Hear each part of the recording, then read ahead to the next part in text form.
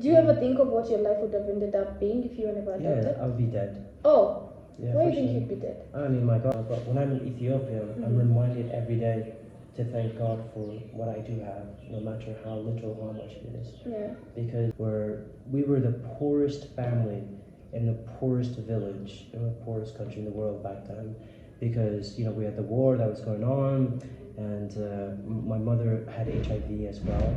Like, hallmark time in my life, because I almost died. Like, I almost died on 2 different instances in the same accidents. One was when I hit the car going about 60 miles per hour, or like 120 kilometers per hour, 60 miles, 120 kilometers, something like that, right? Yeah. But when I hit the car, I hit the tire. Because I hit the tire, my body went flying into the air, and it completely shattered this arm. And my left leg is the one that hit it, so it broke the biggest bone in my body. Hey, what's up, guys? I'm your host for today. Unfortunately, this girl, she's sorry. Yeah, like 2 hours later.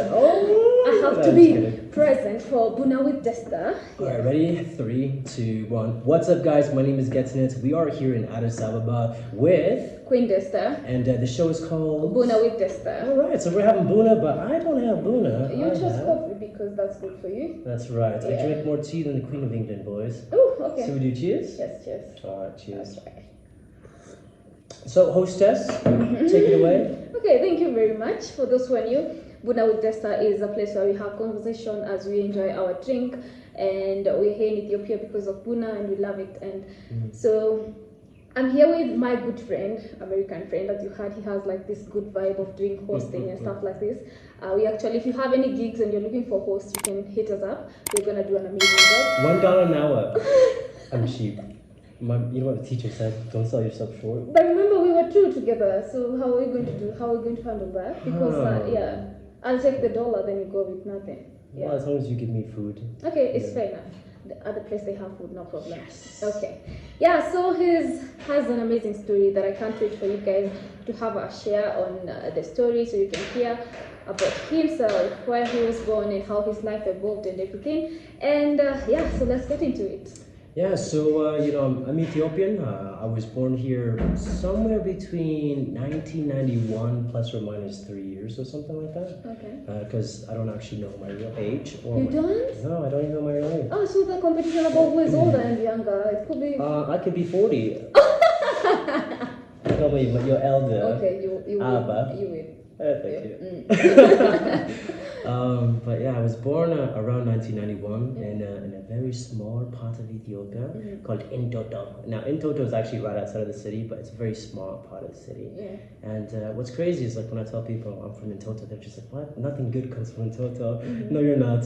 Plus your accent and everything's American. Yeah. So my parents, they're American. They adopted all 4 of my Ethiopian brothers and sisters. We lived in America for a bit of time until one day at church, this Nepalese man was just like, we need nurses in Nepal. Now listen, both my parents are nurses. They're both nurse practitioners. So we had 19 yard sales. That means that we sold everything we had. And we went over to Kathmandu, Nepal, and lived there for about like 4 years. So that was really quite an experience, working with my parents' NGO, or, you know, growing up in it, but, you know. It was nice. How many years were you there in Nepal? About 4 years, and lived in Noingrani, Kenya for about 6 months. And I really enjoyed living overseas because as a small kid, going from like 12 or 14 all the way to 18, you really get to see the world, and it's more than, you get to see that the world is more than just America, more than just like your little small town. You know, you get to share stories like what we're doing now. So you have a bubble of Asia, a bubble of Africa, and of America as well. That's correct. Yeah. Take us back to your life in Addis before. Entoto is a place outside Addis, but it's still in Addis, right? That's correct. It's right outside of Addis. But it's still considered to be Addis. Do you remember your life back then? You know, it's kind of like a hazy dream where you have like bits and pieces of it, but you can't make like all coherent. Like, yeah, I remember this exact day when my mom picked me up. But I remember, okay, so I know what I'm going to tell you.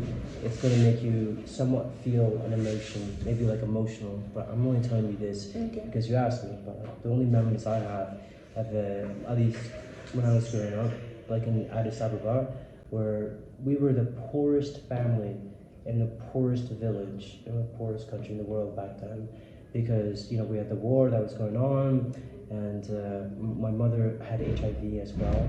So she was so sick that she actually, when my adoptive father was passing by, so I didn't tell you guys this, but the reason how the way I got adopted was my sister was selling sticks on the side of the road, and my father passed by when he was going to Entoto, the church on top of the hill, and he said, I want to give this girl an opportunity to do something more than just sell sticks on the side of the road.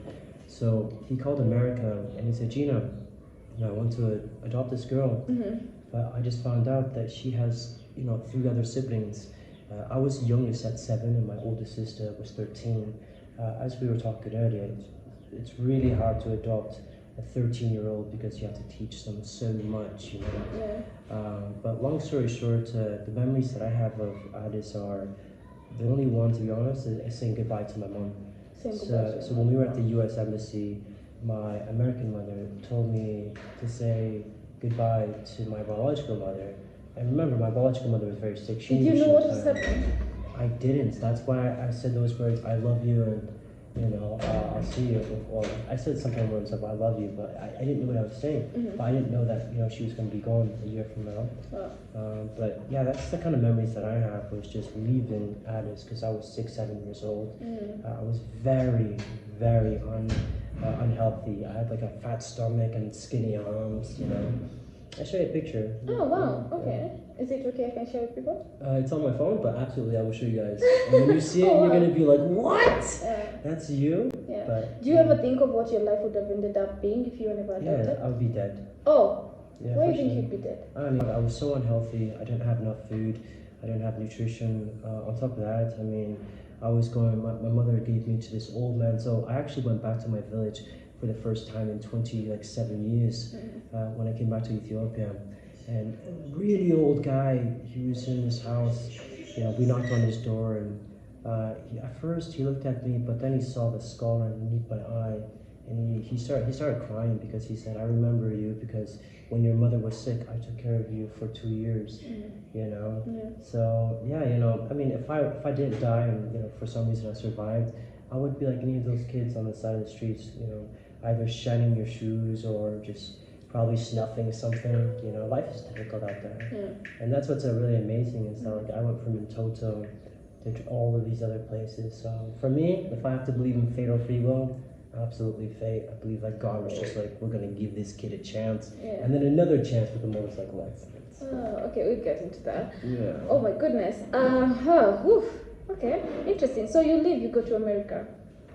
We lived in West Virginia. Found out it's kind of a bit racist out there. Oh, okay. I don't want to make that the focus of this conversation, but at least back in 1998, it was one of those things where we went to a restaurant and the woman was like, look, we don't have any problems with your family being here, but some other people might.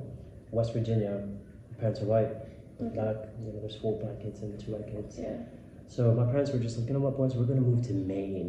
You know where Maine is? Land? It's the most far eastern part of the United States. We went to literally as far east as you can go in the United States. We lived there. It was a small town of 300 people called Lubec, Maine. Lubec, Maine. So I felt like the token black kid, Oh, okay. So, but you went also with your siblings, right? So with it was just siblings. mostly the 4 of you. And you know what? We felt like we were part of a huge community, like a small community, but we felt like we were part of that community. It was great. Now, we did go to church a lot. My parents were like, God is great, God is good, let us thank Him for our food. Okay. They say that every time. Like a joke or no, literally, my parents loved church and we went to church. Yeah. And one day this Nepalese man said, look, I come from Nepal, our people are very poor and we need nurses there. So my parents, we sold everything, sold a big house, sold a car, sold everything, and we moved to Kathmandu. Oh, okay. Did that give you like a culture shock, or were you okay? It was a huge culture shock. Like, how do you adopt an Ethiopian and then take him to Nepal? Like, where's the return ticket? I'm joking. Hopefully my mom doesn't see this. So then after that, you stayed there for 4 years. How was the experience there? It was very difficult, to be honest with you. Okay. I'm not even sugarcoating it. Yeah. I told you my parents were missionaries, right? Yeah. Well, medical, really more into medical, to be honest. But when we helped the people there, like I was like, man, my childhood is not the same kind of childhood you would expect in America, where your dad like plays football or soccer with you. You know, my education was online, so I did like online schooling. My friends were primarily like Nepalese friends, so you know the kind of stuff we did was just far crazy, like hiking and stuff like that. Growing up like in NGO, I think it's taught me to really appreciate traveling, but only after the fact. Because when you're a small kid, you're like, man, God, I wish I had like chocolates and Coke, and I wish I had chicken. But let me tell you, it was a delicacy. It was literally a delicacy for my brothers and I to actually have chicken sometimes, or to have like a Fanta or something like that. Because when you live out in a place where you know where that stuff is not easily accessible, up in the mountains or something, it's not easy. On top of that, my parents actually did have an orphanage home in Nepal, so we had 20 Asian kids living with us as well. So I felt more like an employee in the actual kid. Then when did you get the desire that you need to come back to Ethiopia, and how was your relationship with Ethiopia all this time in Nepal? So I actually didn't have any relationship with Ethiopia up until I came back. The reason for that is because I didn't have any family that I could actually just like be like, hey guys, I'm your family. You know. My older sister was 13, so she still spoke Amharic, and she still kept in contact with my cousin. So when I told her I was going to go to Ethiopia, she said contact. Were you the first person to come back? The second among one. your siblings? The second one. Oh, the second one. Okay. So basically, what happened was when I was in my motorcycle accident, you know, I remember being in a hospital bed, and it was almost like God was saying, like, you know, if you would have died, would you have been happy with the life that you had lived? And more importantly, like, you know, did you really accomplish what you had wanted to accomplish? You know, I was working two jobs, going to university, and I had my little truck, my fast bike. It was almost like I was kind of living it for me, almost living it as if like party, YOLO. And then it actually did happen when you get into an accident. And it was one of those things where I thought to myself, like, man, I haven't even been back to the country of my own birth, you know? So that I actually made it my mission to go back. And once I got here, it was definitely probably one of the worst times you can go back to Ethiopia, because there was like conflict up north. Okay, which year was this? That was last year. I came last year in December. Okay.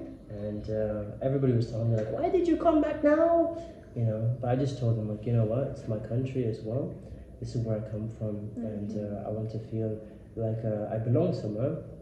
Not that I want to belong somewhere, but I want to feel like we have something in common, you know? So when I went to my village, it was really, really amazing. Really amazing, because I was able to see the house that I was actually born. I was able to see like that my friends who grew up with me, and taken them to lunch. I sat down and talked to them. They know English, and it's just amazing to see how far all of us have come from, you know, playing in the dirt, barely having any food, to going getting educated, and being the people that we are today. And I think that there's something to be said about people who never give up and who always continue to move forward, no matter what life throws at them. You know, whether it be like in my case, a car accident, or you know, there's other stuff too. But for them, it would have. God, I can't even imagine what it must have been like for them to go to school, to overcome poverty. Like this is real poverty. You know? So when you came back, did you know you want to come back for how long? Great question. Because when I first got here, I was just thinking 3 months. I'm gonna go to like Tanzania or South Africa, just 3 months. But one of my friends was like, "Hey, you know, you're Ethiopian. You can get your what's called a yellow card, but it's actually blue. And what it allows me to do is live here for 5 years, and then I just pay $200 every 5 years to just stay. That's good. So one of the things I've been able to do is actually travel around Ethiopia. So you just need an evidence of you were born here. Yeah, so I showed them like my old passport with my skeleton baby. Okay, like the passport they made for you as you were going to. When I show you this, you're gonna be like, oh, okay. Like really, it's wow. I mean, you can see like I'm just like out of it. You know, my eyes are wide, my chin is skinny. I'm literally staring at you like this. I can show you a photo, but that's on my phone. So. Okay. But you know, I'll tell you this though. one of the things about coming back to Ethiopia that's really important to me is I think that every Ethiopian who is, or even every African who is born in a different country should at least know where they come from to appreciate their culture. You know, for me, it's been, man, I should know Amharic. I should know Amharic, you know. So I tried to learn a little bit. It makes a huge difference when people see that you're trying to assimilate into the culture, that you're putting effort, you know, versus just, hey, how y'all doing? How do you not know English? You know? I know. Especially the entitlement that they should know English. Exactly. English, do you speak it? I love to ask people when they come to experience Buna with Desta is, are you happy? What is your definition of happiness? According to your definition of happiness, are you happy? It's a good question, actually, because sometimes I think to myself, well, you know, I have my life, so I am happy in that sense. But I think that happiness is not just being like you have your life. You can have your life and be so poor, you can be hungry, you know. But when I'm in Ethiopia, I'm reminded every day to thank God for what I do have, no matter how little or how much it is. Yeah. Because you look on the streets, there are people who literally like, please give us anything you have. Those people, there's no way. Like, to me, I'm just thinking like, there's no way they're happy. How can they possibly be happy, right? Yeah. And I just think to myself that, you know, I can't compare apples to oranges. You know, people are still going to have a hard time in America, no matter where you live in this world. They're going to have a hard time. You can be rich and still be depressive. Why do you think celebrities kill themselves, right? How can they not be happy when they have so much money? And everyone following them. Exactly. Yeah. You know, your name is Desta. Power, influence, and money. Absolutely. But you still commit suicide. Absolutely. Yeah. So for me, when I think about happiness, I think I'm absolutely happy in the sense that I'm doing something I love, which is traveling. Yeah. And I think that for me, the more I share my experiences, my thoughts with people, the more that I actually become happier. Yeah. Because what's the point of, you know, being from Ethiopia, having this amazing story if you don't actually share it with anybody? Yeah. You know, so. Yeah. Actually, I have to say this here. He's been through a lot. Like, as you can hear from his story from birth, and then later in life he got an accident. We did have a talk about that in another conversation that we were just having. That if you want like a whole glimpse of what happened there, I'm gonna post it for you guys, so you can hear a whole different aspect of that, because we also got to share about how our health plays a big role in our lives. Yeah, that was an amazing conversation. I really appreciated it. Yeah. So what is your message to the world? My message to the world is pain is temporary, but quitting lasts forever. So no matter what you do in this world, you know, make sure that you're the best one. I think it was Aristotle who actually said like the function of the harpist is to play the harp, but that of the good harpist is to play it well.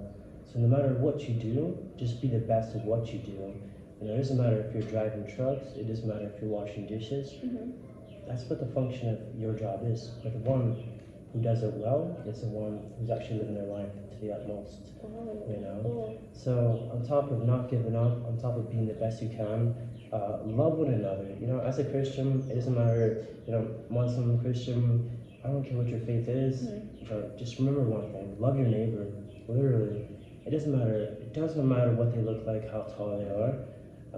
I really do appreciate when people accept me into their community whenever I'm traveling in Turkey or South America or Japan or something. And they don't know who I am, but they're just like, hey, come inside, let's have tea, let's talk, let's chat, you know. Yeah. I'm not saying like you need to be happy-go-lucky, but I am saying that give people a chance to be themselves before judging them, before you even talk to them. Yeah.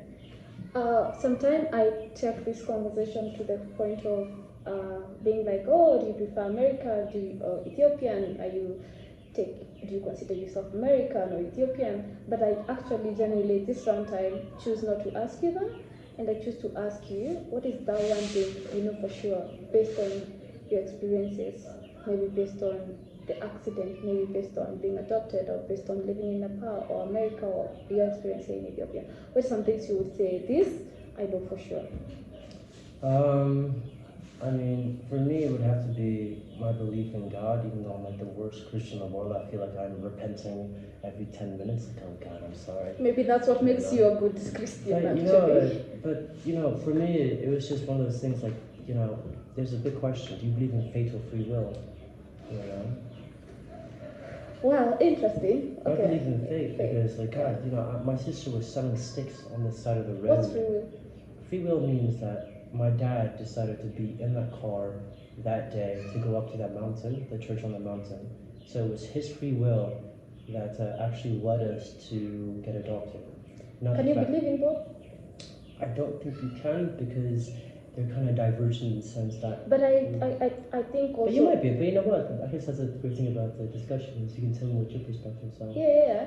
It's because I'm thinking it can be for you it was faith. For him it was free will, but now when you think about it in a deeper way, it has to have a degree of faith for him to be like, I'm gonna take these people in my life, because you don't know. The place about faith is the uncertainty of our future.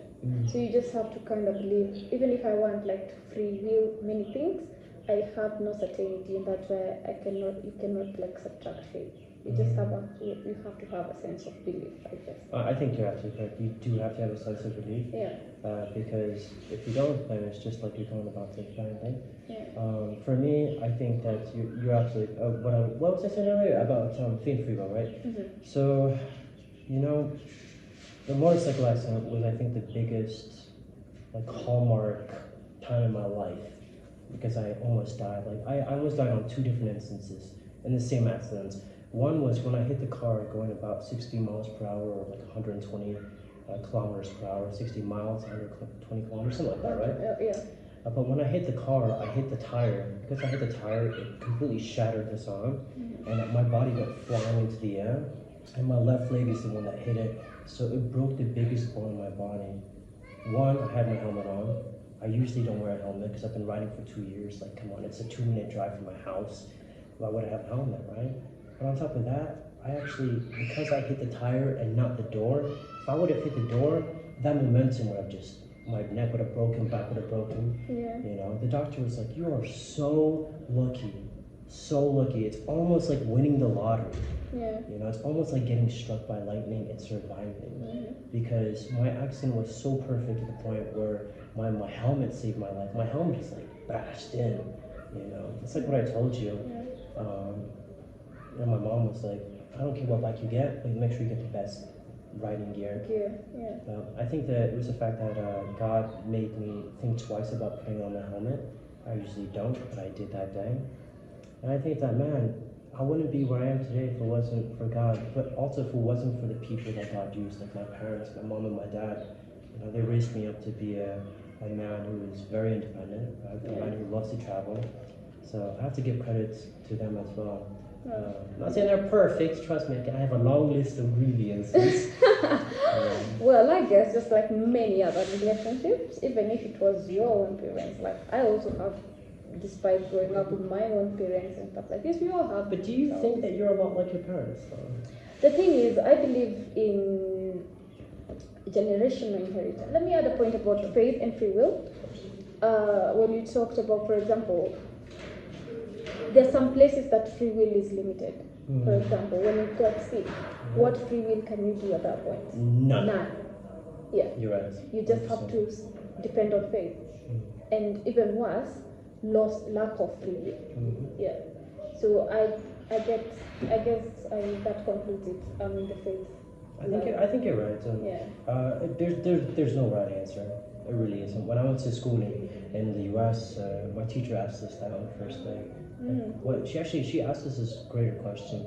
She said, "Who or what influences what you do? Is it money? Does money drive you? Is it the power? Is it trying to get a big house, a big car?" And we had to answer this. And I remember sitting in my room like, man, who or what influences the things that I do? And I always want to say it's always God, but let's be honest. Does God want me to be on a motorcycle going that fast, or want me to be partying out late at night, So I feel like if you guys can answer that with a calm heart, who or what influences or dictates the things that you do, then you'll understand a little bit more about yourself.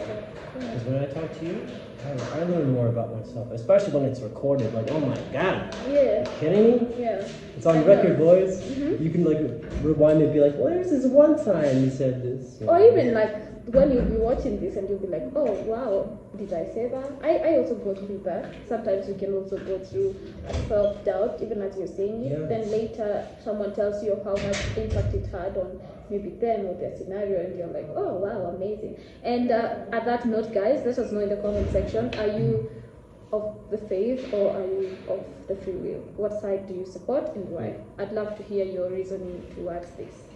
Yeah. Yeah, Wow. so thank you so much. When are we co-hosting it forward? We can do whenever we want. We'll meet up definitely sometime in the future. Are you coming back to Ethiopia? You know, I barely even know what I'm having for breakfast. I don't know what I'm going to be tomorrow. Like when you imagine of your future. So you want to know the honest to God truth? So likely I'll probably go to Egypt after I go to US, buy a motorcycle and take it to South Africa. Oh, wow. Yeah. From Egypt to South Africa? Yeah. Wow. I already did one from Miami all the way to California, San Francisco. Wow, amazing. So, Congrats. if I make it alive, I'll definitely see you guys. I'm sure there'll be like You're a also lion. not sure if I can drink this buna and the next minute you're saying my condolences. I guess the point of it is like to live every day as if you're not expecting to die tomorrow, but as if like, would you be happy with your life if you died tomorrow? Yeah. That's my message. One of my messages. But thank you so much for everything. No. Thanks to you, and may you continue inspiring more people. And your story is deep, really. Yeah. Your story is amazing as well. Thank you. I think we all have a story, and it doesn't matter where you're from or what you do. Like, you have a story. Remember the quote by the harpist. Just do it well. Be the best person that you can be, and you're a hero in that sense. Wow, amazing. I think another reason why I love this aspect of spreading happiness. I'm not the happiest person. I've told you about saying my name is Desta and I was very sad. But it makes me conscious on trying to create a happy environment. Or what happiness for me is, it's more like not sad, if that makes sense. Doesn't mean like we are bubbly, we're jumping in everything, like more of a content space. And full of gratitude. I give you a lot of credit because a lot of times when I watch like YouTube vloggers, it's happy music. This is what kind of lifestyle we're living, and I'm just like, man, I feel like they're trying to sell you something rather than them to actually like portray what reality is. Because reality, like I said, I think I said earlier, but I said like my quote, I actually made it up myself. But perception is reality, but reality is always perfect. You know, so what you see is reality, but it's not perfect. Yeah. And I think the fact that we can share stories about, you know, my accident or you overcoming stuff or me overcoming stuff, that just goes to show people that we're human. And as humans, you know, we're bound to break, we're bound to have accidents, we're bound to get eye surgery or something. Yeah. But the most important thing to remember is that after every storm, the sun comes out, right? After every storm, the sun comes out. And that's why I'm saying for me happiness is big, because behind every smile, there's a story. Yeah, you're right. Yeah. You're right. So, wow. Be Amazing. open. And you know, I'm definitely gonna start following your channel a lot more, thank you. watch your videos, because I think you have an amazing ability to make people feel comfortable about sharing. Let me tell you, I've talked to some people, I'm just like, yeah, I don't feel like sharing. Oh. And you would think that it would be... Thank you very much for watching up to this last part of the video, and show love to Get At You. He's an amazing man. He has an amazing story, and let me know in the comment section if you see something we could do together or host together or have a conversation at least, because we could talk for hours, and that's why the storage space said, you know what, Damaris, we are done. Otherwise, I hope you liked it. Hit the like button. Let me know what you think in the comment section. Otherwise, always remember to create time for that which ignites your soul. Until next time, bye for now. Ciao.